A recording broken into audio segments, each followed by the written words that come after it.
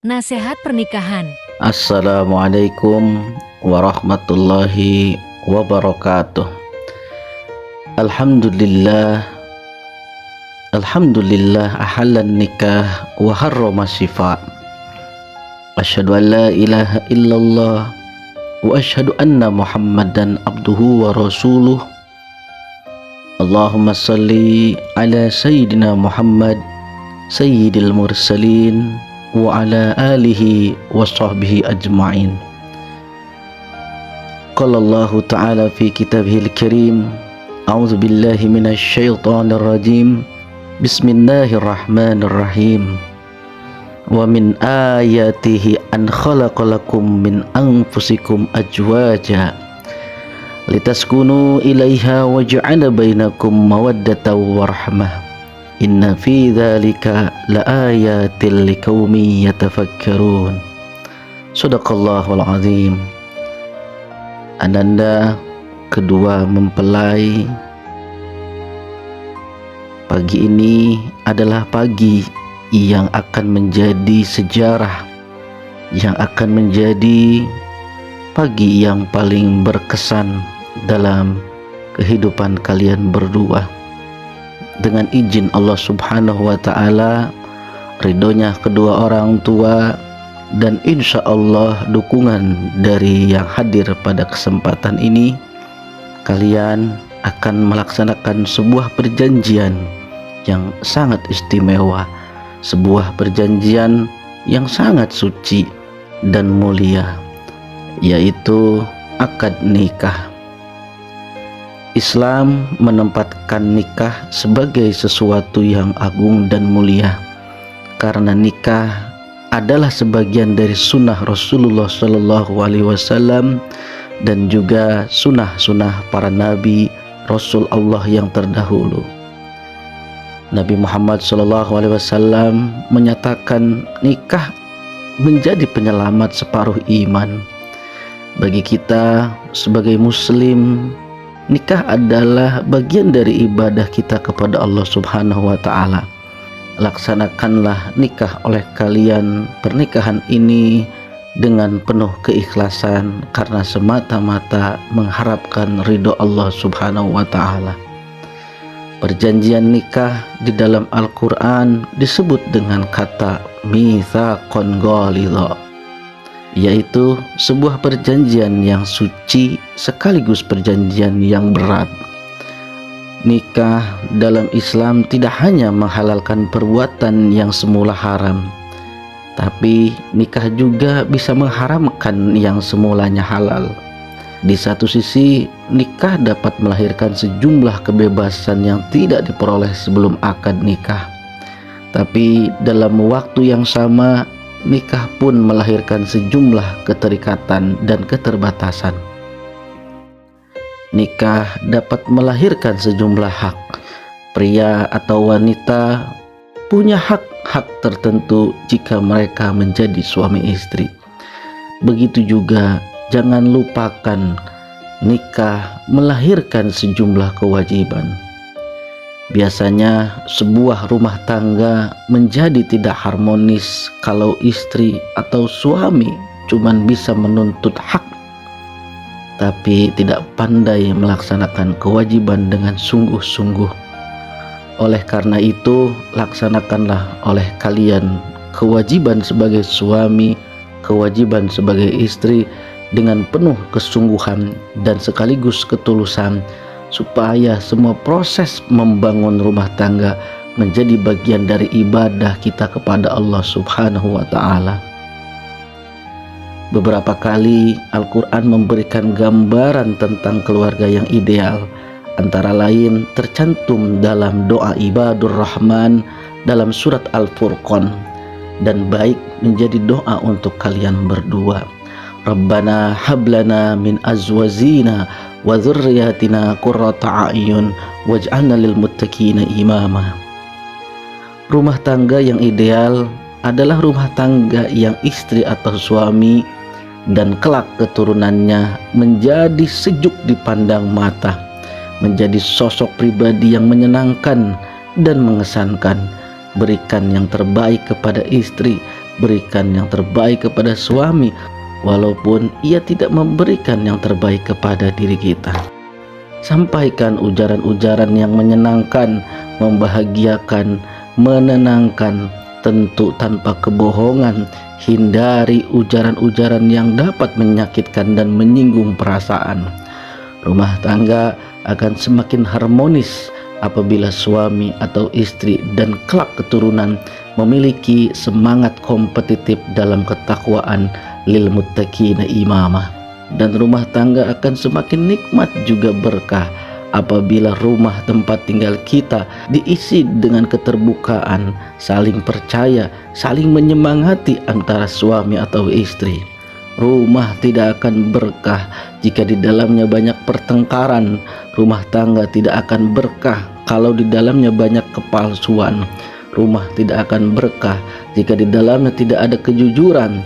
Rumah akan semakin berkah jika di dalamnya dihiasi dengan sholat. Rumah akan semakin berkah kalau di dalamnya berzikir dan bersolawat. Dan rumah akan semakin berkah jika di dalamnya melaksanakan sunnah-sunnah yang diajarkan baginda Nabi Muhammad SAW. Al-Quran surat Ar-Rum ayat 21 memberikan gambaran keluarga yang ideal.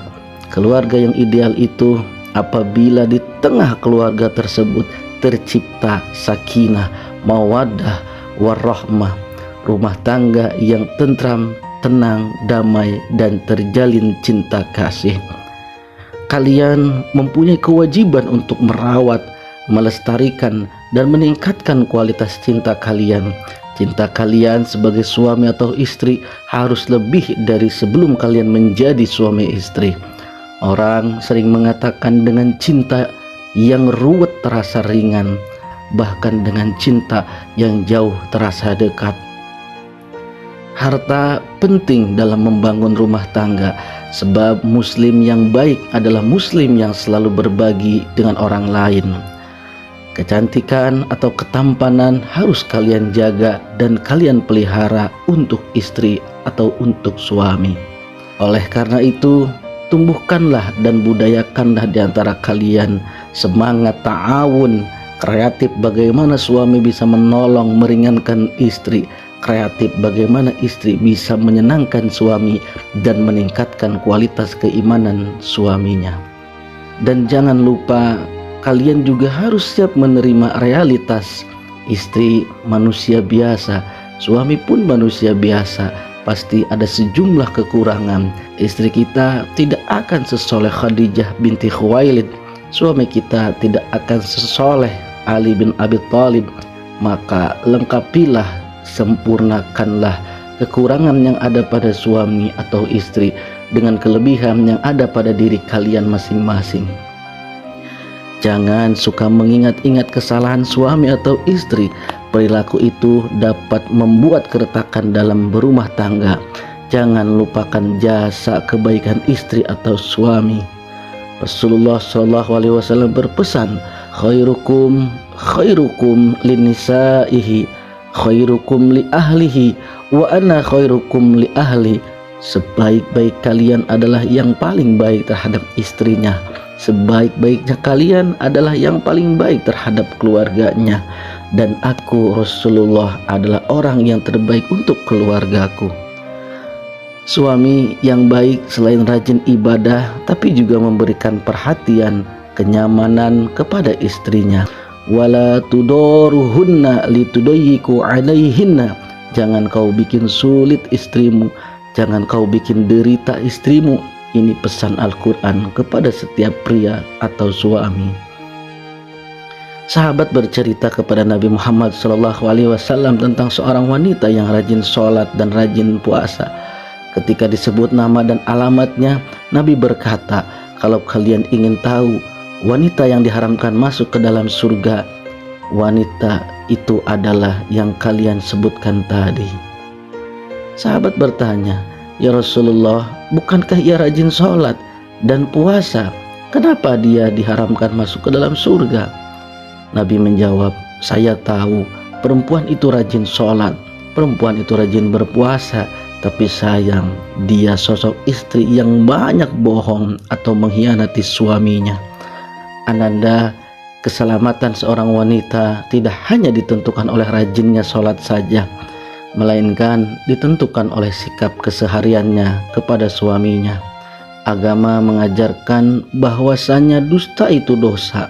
Dusta kepada istri atau dusta kepada suami sendiri itu lebih besar dosanya.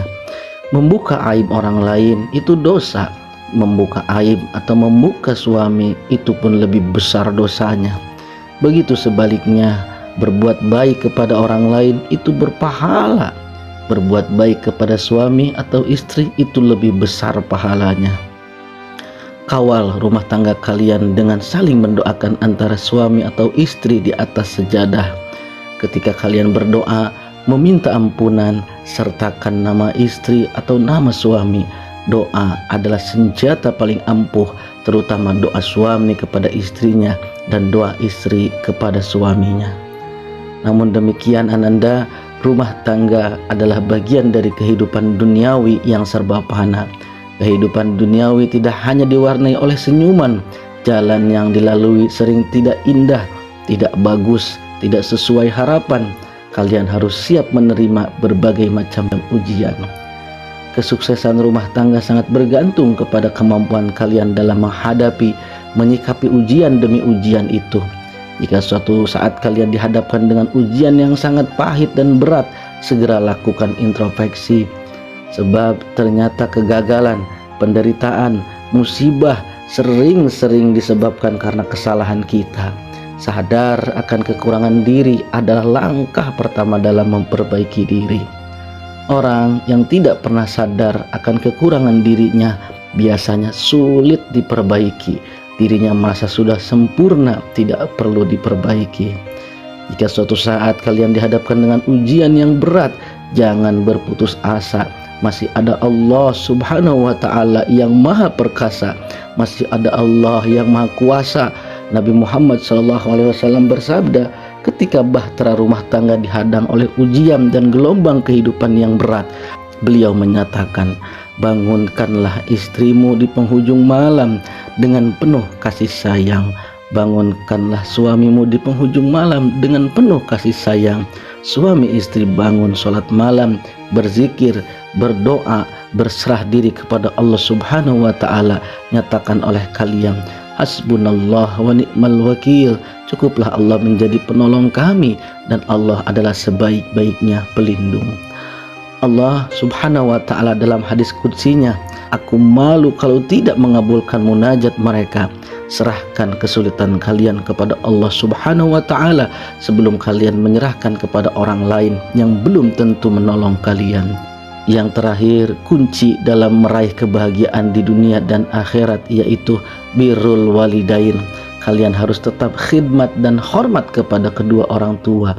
Keselamatan, kebahagiaan, bahkan surga kalian sangat tergantung dengan sikap kalian kepada kedua orang tua kalian. Rasulullah SAW berpesan di hadapan para sahabat, menyakiti orang tua itu adalah malapetaka. Bahkan lebih berat lagi, balasan orang yang durhaka kepada orang tua disegerakan di dunia sebelum kematiannya.